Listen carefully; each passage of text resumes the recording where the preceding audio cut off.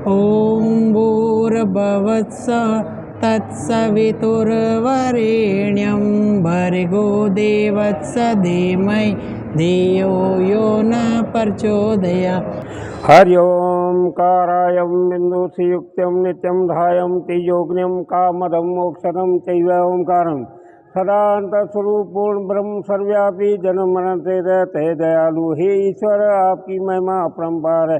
आपके ये देव ऋषि मुनि भी आपकी महिमा को नहीं जान पाए, तो फिर मैं सामान्य जीव आपकी माया को कैसे जान सकता हूँ? आपके असंख्य नामों का मैं कैसे गुणगान करूँ?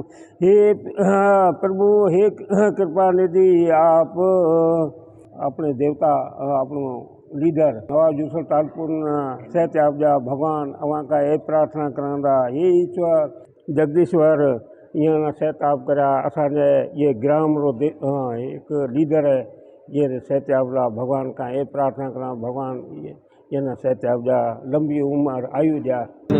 अज असी कृष्णा मंदिर में नवाब मोहम्मद यूसुफ टालपुर की सेहतयाबी लाए असी अज इतने मंदिर में प्रार्थना करे रहे आहियूं। असी भगवान का श्री कृष्ण भगवान का इन्हनि खां असीं दुआ गो आहियूं त असांजो सिंध जो क़ौमी हीरो नवाब मोहम्मद यूसुफ टालपुर के भगवान सेहतयाब करे ऐं सेहतयाब थी वरी उमरकोट जी अवाम जी विच में अची अवाम जी ख़िदमत करे। असीं नवाब साहब लाइ दुआ गो आहियूं। महिरबानी। अॼु असांजे हिंदू वेलफेयर पंचायत जे टोटल जेके आहिनि असांजा मेंबर या जेके असांजा अहदेदार आहिनि, अॼु श्री कृष्णा मंदिर में नवाब मोहम्मद यूसुफ टालपुर जी सेहतयाबी लाइ जेको आहे असां प्रार्थना कई आहे।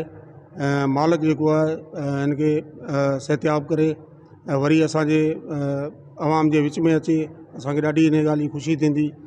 असां भॻवान खां प्रार्थना करियूं था त असांजे महबूब लीडर खे जेको आहे जल्दी जल्दी सेहतयाब करे ऐं असांजे अवाम सां गॾु हुजे। ग़रीबनि जो हॾु ॾुखी आहे ऐं असांजो महबूब लीडर आहे ऐं हिनखे मालिक सदाईं वॾी उमिरि ॾिए।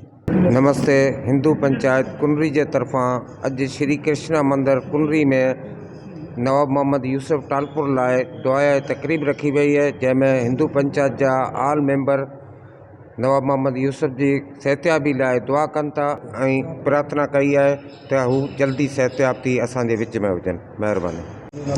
असीं अॼु हिते कुंडरी हिंदू पंचायत जे तरफ़ां श्री कृष्णा मंदिर में गॾु थिया आहियूं। प्रार्थना कई है असांजो महबूब लीडर नवाब मोहम्मद यूसुफ टालपुर साहब जल्दी ठीक थी अचे ऐं वरी बि कुंडरी अवाम जी ख़िदमत करे, इहो असीं प्रार्थना करूं था हिते कृष्णा मंदिर कुंडरी में। धन्यवाद।